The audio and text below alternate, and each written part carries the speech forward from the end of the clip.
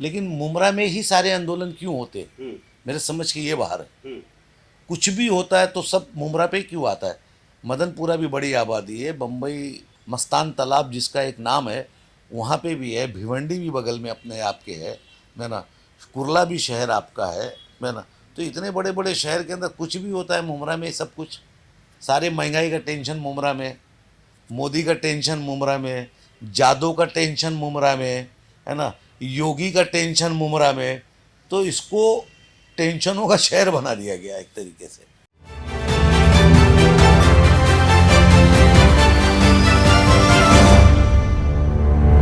मैं हूं जहांगीर रियासत, आप देख रहे हैं न्यूज ऐप के। राजनीति से फ्यूचर क्या है मुमरा शहर का, जनता का क्या फायदा है? इतने इतने राजनेता है भाई साहब, आपका भी कैरियर आपने देखा, हम लोग तो आपके पुराने साथी है। रात के 2 बजे आपका दरवाजा खटखटा के हक से आते थे आपके दरवाजे पे, लेकिन उसके बाद हम भी संभल गए, आप भी संभल गए। तो ये राजनीति क्या है? राजनीति ज़्यादा हो गई है, काम कम हो गया है, चमचागिरी बढ़ गई है और चमचे बढ़ गए हैं, नेता कम हो गए।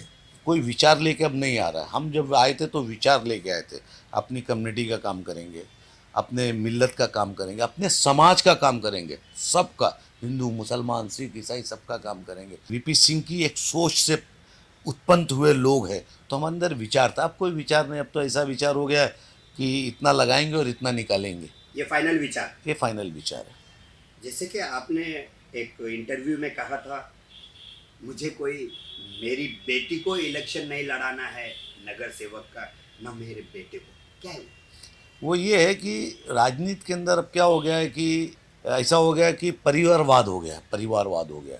बात तो सब करते हैं, लेकिन मालूम पड़ा कि ज़्यादा से ज़्यादा लोगों को अपने घर के इसमें इन्वॉल्व कर देते हैं। मेरा अपना ये बोलने का था, ये हमारा शहर था, हमारे वालिद ने यहाँ पे काम किया, दीनी काम किया, तो हमारा ये था कि शहर अच्छा रहे, लोग काम करें, एक एमएलए हो, एक एमपी हो, हमारे नगर सेवक हो, वो अपना जनहित में जनता का काम करे। उसमें क्या ज़रूरत है कि मेरा भाई भी चाहिए मेरे को, मेरी बीवी भी चाहिए। तो हमने जो है कोशिश ये किया कि राजनीति से अपने घर घराने को दूर रखा जाए। वैसे भी हमारे घर में कोई औरत बच्चे सब में नहीं आते। आपके वालिद साहब हजरत मुसन्ना मियाँ जी, बराबर, जी, उनका एक कॉल था कि जिस खानदान का पूरा शहर हाथ चूमता है, बराबर बराबर। तो वो मेरी नसीहत है मेरे परिवार के लिए, उसको संभाल के रखना। क्या संदेश? बिल्कुल वो संभालेंगे और हम वो कर रहे हैं, वो जिम्मेदारी को निभा रहे हैं।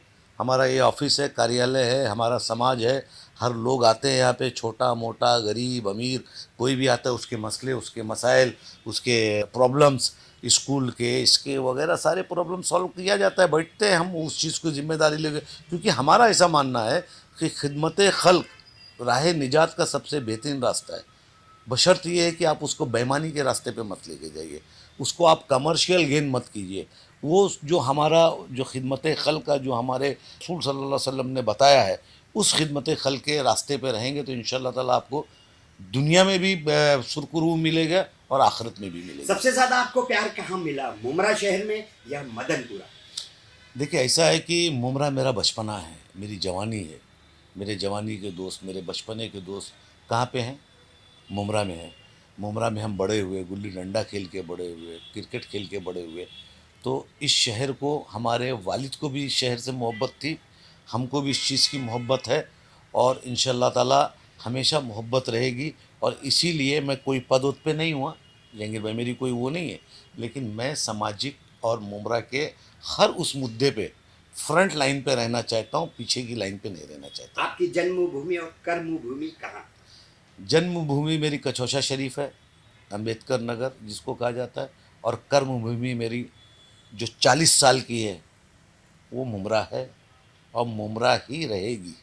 क्या आप एनसीपी के शरद पवार के साथ जाना चाहेंगे? मैं शरद पवार साहब के साथ हूँ, और जब मैं शरद पवार साहब के साथ हूँ तो हमदार जितेंद्र अवार्ड के साथ हूँ। लेकिन ये भी बता रहा हूँ कि राजनीतिक परिस्थितियाँ बदलते रहती है, कोई इसका 7-12 नहीं होता है कि ज़िंदगी भर कौन किसके साथ रहेगा, है ना। बाप बेटे के साथ रहेगा, बाप बेटा बाप के साथ नहीं रहता है। तो ये कोई गारंटी नहीं है, लेकिन ये है कि मैं शरद पवार साहब के साथ हूँ फिल वक्त। शुरुआत में जब आप राजनीति में आए थे उस वक्त क्या था, 2023 में क्या चेंज हुई? पहले ईमानदारी थी, लोगों में ईमानदारी थी, कार्यकर्ताओं में ईमानदारी थी, सामाजिक विचारधारा में, एडमिनिस्ट्रेशन में ईमानदारी थी, पुलिस में ईमानदारी थी, कॉरपोरेशन लेवल पे भी ईमानदारी थी। और ये एक बड़ा सच बोल रहा हूँ।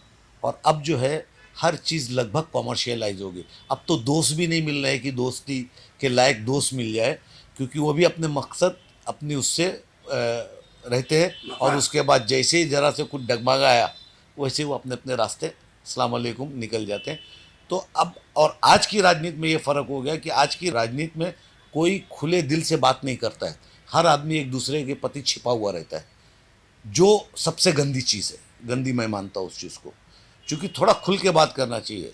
और मुखबिरी, खबरीगिरी, यहाँ की बात को वहाँ लगाना, वहाँ की बात को वहाँ लगाना, जो आदमी मुझे झूठ बोलता है वही जाके दूसरे को झूठ बोलता है, ये चीज़ें ज़्यादा बढ़ी है। इसकी वजह से राजनीति का स्तर बहुत नीचे आ चुका है। ये सैयद खानदान ने देखा, आपने देखा, और अब उसका सुझाव क्या है, उसके लिए क्या है, मतलब किस तरह से वो गंदगी साफ होगी? ईमानदार होना पड़ेगा राजनीतिक कैसे लोगों होंगे? राजनीतिक लोगों को ईमानदार होना पड़ेगा, राजनीतिक नेताओं को ईमानदार होना पड़ेगा, सच बोलना पड़ेगा, और सही तरीके से काम करे। क्रेडिट का दौर ख़त्म करना चाहिए इस शहर में।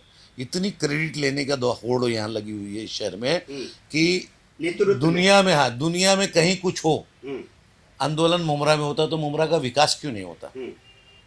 विकास हुआ ना, बहुत विकास। नहीं, विकास हुआ, ऐसा नहीं कि नहीं हुआ, लेकिन मुमरा में ही सारे आंदोलन क्यों होते? मेरे समझ के ये बाहर है। कुछ भी होता है तो सब मुमरा पे क्यों आता है? मदनपुरा भी बड़ी आबादी है, बम्बई मस्तान तालाब जिसका एक नाम है वहाँ पे भी है, भिवंडी भी बगल में अपने आप के है ना, कुरला भी शहर आपका है ना। तो इतने बड़े बड़े शहर के अंदर कुछ भी होता है मुमरा में सब कुछ। सारे महंगाई का टेंशन मुमरा में, मोदी का टेंशन मुमरा में, जादव का टेंशन मुमरा में, है ना, योगी का टेंशन मुमरा में। तो इसको टेंशनों का शहर बना दिया गया एक तरीके से। जैसे कि कुछ नगर सेवक कहीं शादी में जाते हैं, कहीं बर्थडे में जाते हैं, तो उनको गद्दार शब्द यूज किया जाता है, क्या ये? यही चीज़ से नफरत है मुझे। ये जो गद्दार बोला जाता है ना, यही चीज़ से नफरत है, और यही चीज़ जो है हमारी पार्टी को नुकसान दे रही है। गद्दार का मतलब ये नहीं होता है। मैंने राजनीति के अंदर या राजनीति सामाजिक जीवन के अंदर अलग अलग स्टेज होते हैं। पॉलिटिकल स्टेज एक अलग होता है, सामाजिक स्टेज एक अलग होता है। सामाजिक स्टेज में दो पॉलिटिकल लोग, दो पार्टी के अलग अलग विचारधारा के कई किस्म के लोग, है ना, MIM के, मुस्लिम लीग के, राष्ट्रवादी के, कांग्रेस के, बीजेपी पे, इवन RSS के, ये जब सामाजिक माहौल होता है या सामाजिक चीज़ें होती तो उसमें पार्टियां नहीं देती, लड़ाई विचारधारा की होती है। मेरा विचार कम्युनल नहीं है, सेकुलर है, तो मैं सेकुलर हूँ। मुझे किसी के गद्दार बोलने से कुछ नहीं होता मेरा। तो ये जो गद्दार शब्द का वो होता है, रहता है, मैंने ये बोला है कि कलमा जो पढ़ा जाता है, मैं मुसलमान हूँ तो मैंने कलमा पढ़ा है अशहदु अल्ला इलाहा इल्लल्लाह अशहदु अन्ना मोहम्मद रसूलुल्लाह का, ठीक है। हिंदू भाई है तो उसने सनातन धर्म का पढ़ा है ना, तो उसको मुबारक, हमको हमारे मुबारक। लेकिन राजनीति के अंदर ये गद्दार उद्दार नहीं होता है। यहाँ जिसको जहाँ मौका मिलता है, हर आदमी अपने अपने मौके की तलाश में रहता है, अपने अपने प्लेटफॉर्म कहाँ से उसको क्या फ़ायदा मिल सकता है। राजनीति इसको ही कहा जाता है। जहाँ पे बोझा वहाँ सो जा। यस, इसी तरीके से होता है, क्योंकि कैसा है कि आप किसी को गद्दार बोलने का राइट नहीं रखते, किसी को गद्दार नहीं बोल सकते आप, किसी को भी, मेरा। तो ये जो गद्दार शब्द ये चला है कि कोई शादी में चला गया तो गद्दार, कोई पतंग उड़ाने का दौर आया उसमें कोई खड़ा हो गया तो गद्दार, कोई प्रोग्राम में चला गया गद्दार, इसका माने ज़ीरो है। और इस तरीके की बातें जो पहुंचाते हैं वो भी ज़ीरो लोग हैं। ज़ीरो जिसको बोलते हैं ना, पुलिस में जो खबरी होता है ज़ीरो। अब ये जीरो मुमरा शहर के अब अंदर- पॉलिटिकल पार्टी में भी ज़ीरो लोग हो गए, उनका भी एक अपना स्थान हो गया है पॉलिटिकल पार्टी में। जिस तरीके से ब्लॉक प्रेसिडेंट, कलवा मुमरा अध्यक्ष, ब्लॉक अध्यक्ष, वार्ड अध्यक्ष, मतलब तालुका है तो तालुका अध्यक्ष, तो इसी तरीके से अब जीरो डायल के भी अध्यक्ष हो गए। तो जहाँ पे ये जीरो डायल के पॉलिटिकल पार्टी के अंदर आ जाते हैं ना, तो ये खत्म हो जाता है।